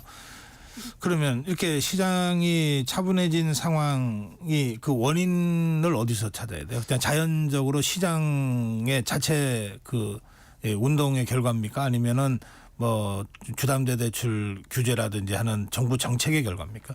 네, 저는 후자로 보고 있는데요. 네. 주택 가격은 미시적으로는 수요하고 공급으로 주택 가격이 결정이 된다는 부분이 있고, 그리고 거시적으로는 뭐 금리라든가 금리 환경이라거나 아니면 우리나라 성장률과 같은 그런 거시 지표에 따라서 움직이는데, 네. 시장의 부동산 시장에서의 생각은 서울의 주택 공급이 부족하고 그리고 미래에도 부족해질 거기 때문에 이런 생각들이 수요자들의 마음을 움직여서 주택을 매수로 나서게 한다고 주장을 하는 좀 공급론이 대세인 것 같고요. 그리고 정부 부처를 포함해서의 생각은 현재의 주택가의 강세는 아까 말씀드린 것처럼 전세가 강세, 소위 비아파트 전세 깊이 밀어내기 강세이기 때문에 원인이 좀 있다고 생각하고, 그리고 단기적으로는 그 수요 정책, 즉 대출을 건드리는 정책이 훨씬 더 큰 영향을 주고 있다고 생각을 하고 있습니다. 아하, 예. 그래서 8월 말 들어서부터 8.1 대책이 나왔고 9월부터 스트레스 DSR 2단계를 시행을 하고, 그것뿐만 아니라 각 개별 기관들에게 대출에 대해서 조금 자제를 해달라는 이런 감독원장 요청 후에는 네. 은행들이 앞다퉈서 대출 규제를 하다 보니까 결국은 주택시장은 유동성을 먹으면서 이제 자랐던 시장인데, 유동성이 끊기게 되면은 22년 하반기처럼 가격이 순식간에 냉각이 될 수 있거든요. 아하. 저는 그게 9월부터 나타나고 있는 것으로 생각을 하고 있습니다. 그러면 우리 최 대표 생각에는 네. 이미 그렇게 해서 이 수도권, 그러니까 서울 일부 지역의 좀 과열 양상은 지금 진정되고 있다는 뜻 아닙니까? 네. 아파트에. 네. 그런 상태에서 금융권 대출 규제가 9월부터 더 강하게 들어가면 오히려 시장이 냉각되고 위축될 그 우려도 있잖아요. 9월 직전에 너무 뜨거웠기 때문에요. 시장을 뭐 순식간에 뭐 하락세로 반전시키거나 하는 수준의 냉각 정도는 아닐 것 같고요. 8월 달 수치만 놓고 보면은 소위 역대 최대 상승을 보였거든요. 지수 네. 기준으로는요. 물론 그것도 고가 주택 가격이 많이 올랐기 때문에 주식으로 비하면 뭐 삼성전자나 하이닉스 같은 그런 시총 대형주가 올라버리니까 지수가 크게 올랐고, 네. 개별 기업들은 오른 게 없었어요. 우리 지금 서울 부동산 시장도 그런 비슷한 면모를 보였기 때문에 네. 그래서 시총 대형주가 많이 올랐는데, 지금 그 상승세가 너무 높다 보니까 지수 자체는 너무 올라가 버렸거든요.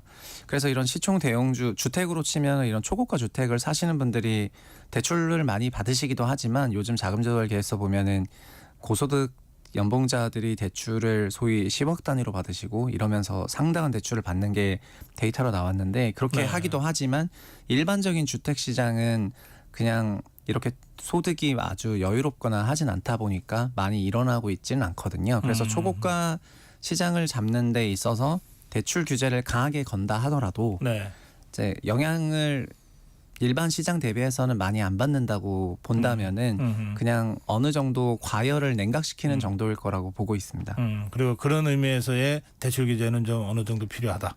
예. 감독원장은 그런 생각을 밝혔고요. 근데 네. 대출 규제를 바라보는 이제 저도 소비자 입장으로서 어떤 말씀 드리고 싶냐면은 은행들이 연초에 또 작년에 우리나라에서 DSR이라고 하는 그런 대출 기준이 생기고 나서는 대출 시장이 나름대로 안정화가 되고 있었는데요. 네. 은행들 입장에서는 대출을 더 많이 해주고 싶다 보니까 만기 30년 주담대를 40년으로 늘리고 작년에는 뭐 50년으로 늘리고 이러면서 만기를 우회하면서 DSR 40이라는 고속도로가 있다 치면은 거기를 다 40으로 정속 주행하고 있는데 자기네들은 만기 40년 50년 늘리면서 이제 과속을 하기 시작을 한 거고 과속하면서 사람들한테 이 길로 가면은 빨리 갈 수 있다라고 얘기하면서 이제 소위 소비자들을 다 그쪽으로 몰아갔거든요.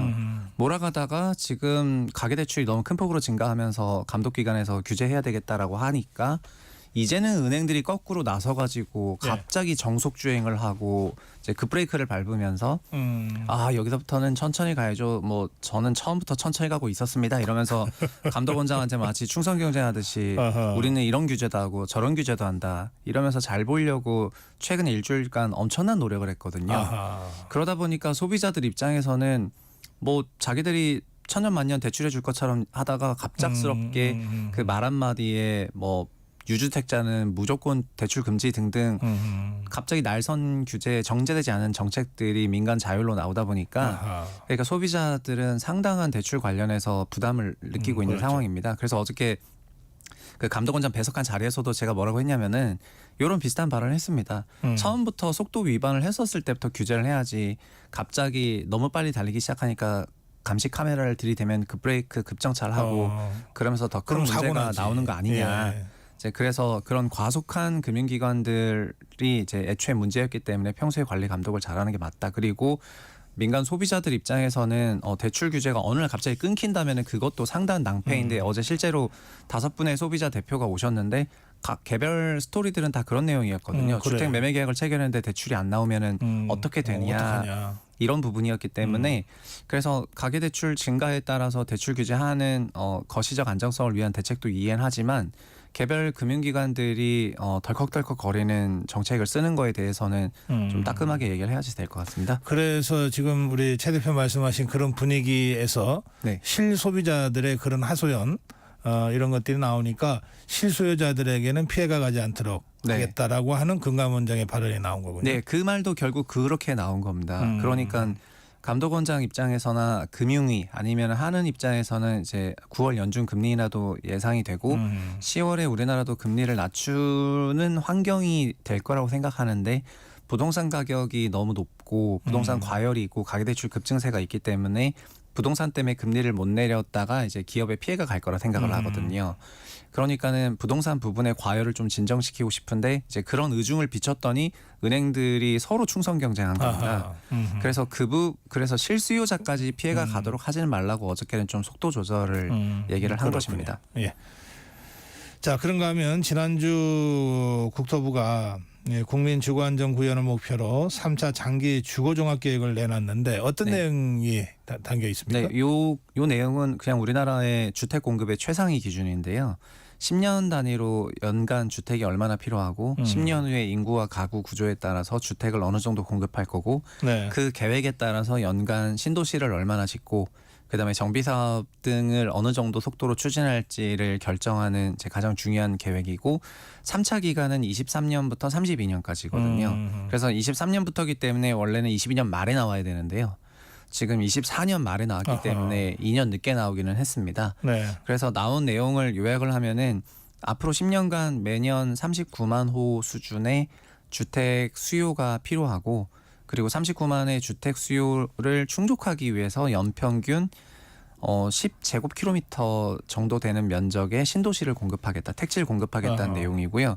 10제곱킬로미터는 분당이 24니까 분당에 뭐 한 40% 정도 되고 그리고 요즘 지어지는 3기 신도시가 하나당 6제곱킬로미터 정도 되거든요. 한 5만 가구 들어가는 면적입니다. 네. 이제 그런 거를 거의 한 2개 짓겠다는 거랑 마찬가지로 매년 꾸준하게 그래서 이런 공급 계획을 좀 밝혔습니다. 아마 이 공급 계획에 기반해서 앞으로 뭐 다양한 주택 공급 정책들이 추가적으로 수립이 될 것 같습니다. 네, 이렇게 되려면은 이제 택지 제공도 하지만 꾸준히 재개발, 재건축을 뭐 규제를 완화한다든지 하는 방식으로 해서 제공을 하겠다는 뜻 아닌가요? 네, 10년 전하고 비교하면은 10년 전이 그러니까 2차를 만들었던 2013년이 2022년까지였고요. 그때는 인구 1000명 그때는 결국 이 계획은 주택 공급 목표를 제시하는 건데 그 당시에 주택 공급 목표는 한국 인구 1000명당 집을 422호를 짓겠다. 이렇게 시작을 했었고요. 중간에 문재인 정부 때 한번 개정을 해가지고 428호를 짓겠다. 이렇게 했고 결과는 22년 말 기준으로 1000명당 430으로 끝났기 때문에 목표치 달성을 했습니다. 올해 3차 발표에서는 인구 1000명당 485호로 가겠다고 발표를 좀 했고요. 많이 늘었네. 예. 네, 485를 가게 되면은 일본이랑 거의 동일한 수준이 되게 됩니다. 그리고 아시겠지만 일본은 지금 공실이 14%가 넘어가요. 우리나라 공실률은 5%가 좀 넘고 있거든요. 그리고 2030년대 초반까지는 인구 가구 수요 증가가 있기 때문에 집이 한참 필요해지는데 2030년대를 거치면서 그다음부터는 집이 남기 시작을 하거든요. 그래서 아마 3차 기간을 내는 사람까지는 큰 스트레스는 없었을 것 같고요. 왜냐하면 집을 지어야 되니까. 근데 4차 기간 낼 때는 문제가 될 것 같은데 지금부터 좀 적절히 수요 관리하면 좋을 것 같습니다. 알겠습니다. 지금부터 적절히 수요 관리 들어가야 된다. 네네. 장기 추세를 발악하면서 인구 네. 추세까지 봐가면서 오늘 말씀 그것으로 마무리하겠습니다. 네, 감사합니다. 네, 진격경제 오늘은 최상욱 대표와 말씀 나눴습니다. 네, 전격 시사 듣고 계신 중의 시각 8시 44분입니다. 이 시각 출근길 교통정보입니다. 오늘 전반적으로 출근 정체가 심한 편은 아닙니다. 지금은 이 정체도 풀려가고 있는 추세입니다. 다만 경부고속도로 서울 쪽으로 안성 부근에서 사고 났습니다. 2차로에서 사고 처리하고 있는데요. 3km가량 여파를 받고 있습니다. 여기를 지나서는 기흥에서 신갈 분기점 쪽으로 속도를 줄이고 있습니다. 금토 분기점에서 한남대교 남단 쪽으로 밀려가고 있습니다. 영동고속도로 강릉 쪽으로는 특히 반월터널에서 부곡 쪽의 정체가 길게 이어지고 있습니다. 서용인 분기점에서 양지터널 쪽으로 차가 많습니다. 서울은 서부간선 지하도로 고속도로 쪽으로 나가는 길인데요. 지하도로 입구 부근에서 사고가 났고요. 영향을 받고 있습니다. KBS 교통정보센터에서 이현입니다.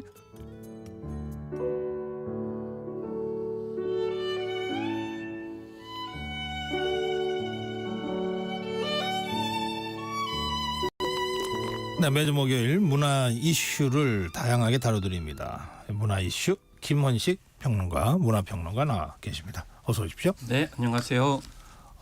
이제 추석이 얼마 안 남았어요. 한 열흘 후인데. 어느새 그렇게 됐습니다. 그렇죠. 제 어릴 때는 추석 그러면 이제 1년에 한 번 영화 보는.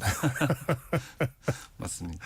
근데 요즘 이 추석 영화 극장가가 아주 썰렁하다는 얘기인데 이게 무슨 얘기입니까? 썰렁하다라는 거는 또 어떤 분들한테는 기회가 될 수도 있다라는 의미로 저는 해석하는데요. 네. 대개 이제 추석 연휴에는 이제 대작들이 나오게 되는데 이번에는 100억 원 이상 규모의 작품은 딱 한 편입니다. 베테랑 2인데 사실 저예산 독립 영화들이 많이 또 포진을 하고 있습니다. 예를 들면 발달장애 아를 이제 키우는 엄마 이야기인 그녀에게 또 KBS 겨울연가의 윤석호 감독이 여름이 끝날 무렵에 라비아타로 또 돌아왔어. 이게 이제 로맨스 관련된 내용이고요. 또 장손, K 장손, 이 가족 내용을 다룬 또 장손이라는 영화도 있고 홍상수 감독이 이번에 로카르노 영화제에서 수상을 했던 수유천이라는 작품도 있습니다. 또 푸바오가 인기 참 많이 있었잖아요. 네. 안녕 할부지라고 해서 다큐멘터리 영화가 관련해서도 나오고 또 콘서트 영화, 방탄소년단의 정국 또 남진 씨의 콘서트 영화도 선을 보이게 되고 또 성소수자 딸을 둔 여성의 이야기를 다룬 딸에 대하여도 선을 보이는 등 주로 저예산 독립영화, 작은 영화들이 많이 공개가 된다라는 점. 할리우드 영화도 지금 대작이 없는 상황이거든요. 그래서 되게 대작이 없는 추석 연휴는 좀 낯설지만 오히려 작은 영화들이 또 선을 보일 수 있는 기회다. 이렇게도 볼 수가 있겠습니다. 아, 그러네요. 예. 늘 이제 양이 있으면 음이 있고 그런 거죠. 이게 이제 추석만 그런 게 아니라 전체적으로 시장 변화가 여기 좀 보이고 있다 이런 얘기도 있던데요. 그러니까 이제 단적으로 말씀드리면 대목이 없어졌다. 그러니까 전통적인 성수기와 비성수기의 경계가 무너졌다라는 것을 이제 대표적으로 꼽고 있습니다. 그러다 보니까 작년에도 뭐 1947 보스턴이라든지 또 거미집과 같은 작품, 천박사 퇴마용서 같은 작품들이 대작으로서 선을 보였는데 뭐 흥행은 고세하고 손익분기점도 넘기지 못한 상황이었어요. 아, 그래요? 그리고 사실 범죄도시나 서울의 봄 그리고 파묘 등 같은 경우는 비수기인 뭐 예를 들면 11월 달이라든지 뭐 4, 5월 달에 개봉해 가지고 비수기인데도 엄청난 흥행을 했거든요. 그렇기 때문에 굳이 명절에 개봉을 해서 서로 피 튀기는 경쟁을 해봤자 서로 나눠 먹게 하다가 손익분기점도 넘기지 못하는 상황이 되니 결과적으로 좀 피하려고 한 거 아니냐. 그래서 올 설 연휴 개봉한 영화 중에서도 누적 관객수 200만 명을 넘지 못하는 그런 상황이 벌어졌기 때문에 그래서 이제 좀 피해가고자 한다. 이렇게까지 얘기를 할 수가 있겠습니다. 베테랑 2를 피했다?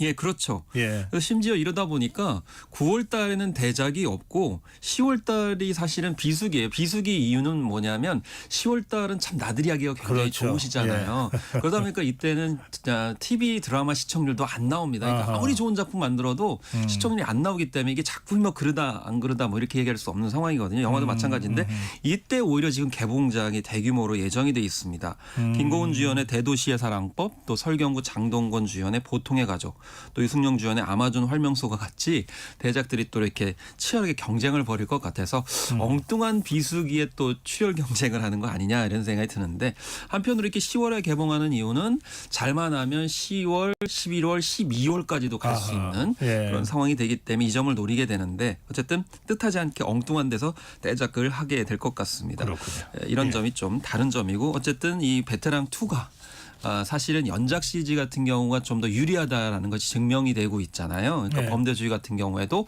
이 앞에 이제 선작들이 있었기 때문에 흥행을 했기 때문에 그런 점에서 어떻게 보면 익숙한 작품들을 더 선호하시는 관객들의 어떤 선택 때문에 이미 이제 흥행 검증한 작품을 중심으로 해서 흥행을 좀 더 기대하는 분위기가 계속 이어질 것 같습니다. 네.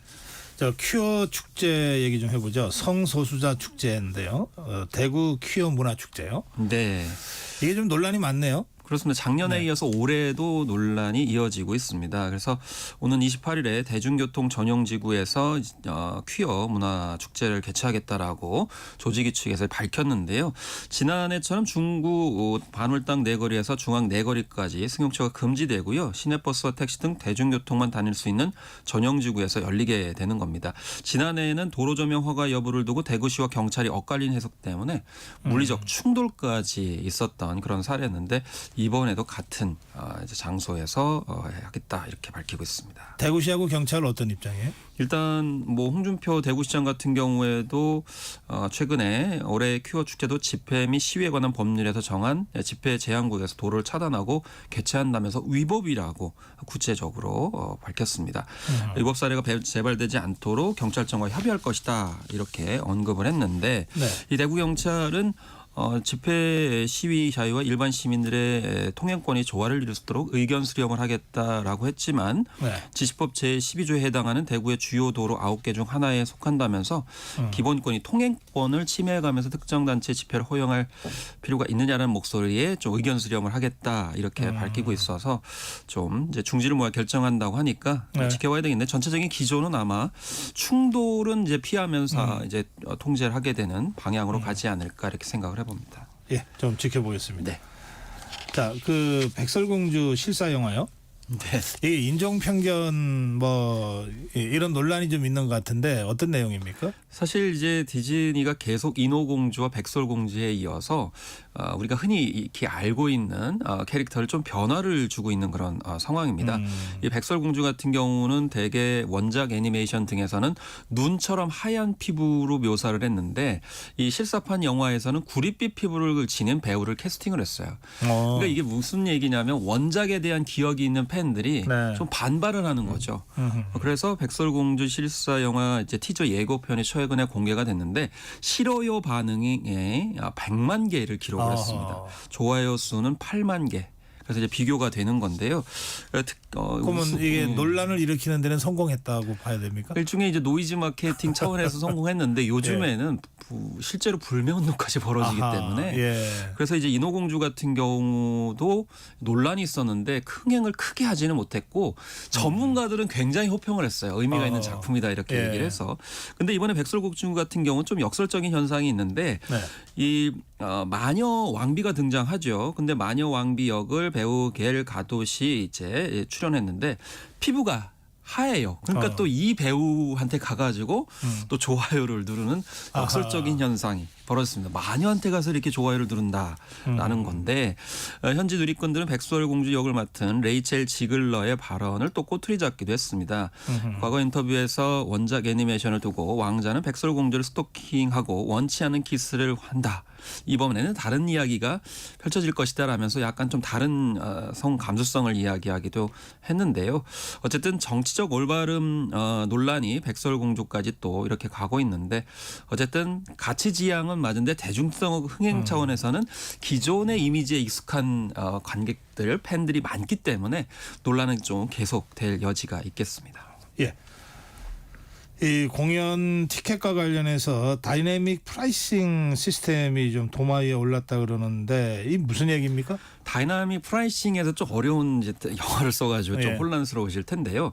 다이나믹이라는 게 좀 역동적인 거잖아요. 네. 다이나믹 코리아라는 말도 있습니다만은 우리가 이제 티켓 가격하면 고정된 것을 생각할 그렇죠. 수가 네, 있습니다. 얼마 이렇게 예, 고정돼 뭐 있죠. A, B 등급 해가지고 이렇게 하게 되는데 다이나믹 프라이싱 같은 경우에는 이게 수요와 공급의 법칙에 따라 가지고 구매하시려는 분들이 많게 되면 가격이 그에 따라서 뛰게 되는 상황도 일종의 벌어지게 경매처럼 예, 비례하게 되는 상황이죠. 아하, 예. 예를 들면 이게 어디에서 주로 적용이 됐었냐면 항공권이라든지 호텔 네, 쪽에서 맞아요. 적용이 됐었습니다. 예. 이거는 이제 그 전제 조건이 뭐냐면 비수기와 성수기에 따라서 가격 차이가 있을 수 있잖아요. 그래서 원래 전제 조건은 이 성수기에는 좀 높게 받다가 비수기에는 약간 저렴하게 낮춰주는 그래요. 거거든요. 네.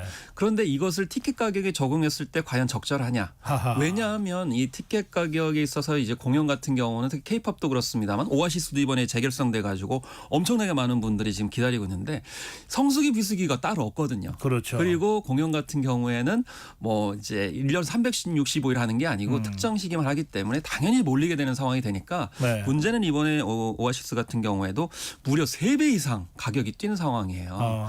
근데 원래는 이게 이제 암표를 방지하기 위해서 제도적으로 그 오르는 프리미엄 부분을 이제 수용하기 위한 건데 오히려 암표의 가격에만 이렇게 전가시키게 된다는 네. 건데 원래 이게 성공하려면 상한선을 제한을 줘야 됩니다. 그러네요. 어느 정도까지 예. 제한을 둬야 네. 되지 안 그러면 말씀하신 대로 경매가가 돼버리는 거예요. 그러니까. 근데 예. 경매가 같은 경우는 두 가지 패턴이 있거든요. 첫 번째는 돈이 아주 많은 사람 아니면 이제 허세를 부리는 사람 이렇게 되게 되는데 중요한 건 이렇게 높은 가격에 구매한 티켓이 다시 암표 시장에 흘러나올 가능성이 높으니 암표 가격이 더 거기서 또, 올라갈 가능성이 높기 때문에 예. 이런 점들이 지금 현재 브리팝의 전선인 오아시스 공연 때문에 이제 부각이 되고 있는데 사실 작년에도 우리나라에서 이 문제가 불거졌어요. 예. 이 하이브가 뭐 이제 특정 그 몇몇 가수에게만 적용했다가 전체로 확산한다니까 전 세계 팬들이 들고 일어나 가지고 약간 주춤한 그런 상황이거든요. 그렇기 때문에 그런 점을 봐야 됩니다. 네.